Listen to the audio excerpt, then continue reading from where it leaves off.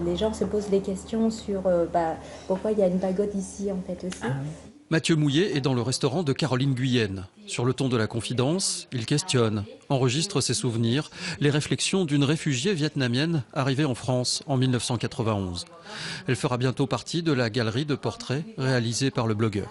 Je prends du son d'un côté, des photos de l'autre, et puis ensuite j'assemble le tout pour faire entre 3 et 5 minutes entre le reportage sur le lieu et la personne qui y vit en fait, pour essayer de comprendre comment cette personne vit le lieu dans lequel elle habite.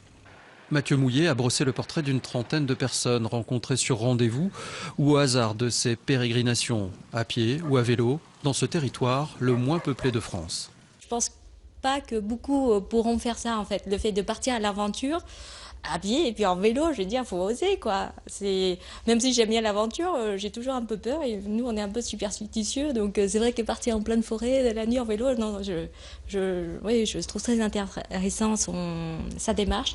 Retour sur le vélo pour la traversée de Noyant-d'Allier, un lieu où le Bourbonnais prend des airs d'Asie. Un ancien village minier, en plein milieu d'une diagonale, pas si vide que cela.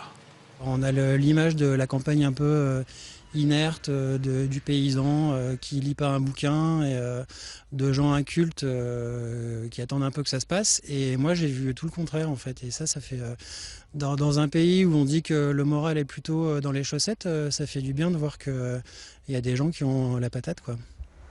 Des portraits publiés sur son blog, Les Voyages de Matt, sortira un livre d'ici la fin de l'année. Pour l'instant, notre voyageur reprend la route, des images et des rencontres plein la tête.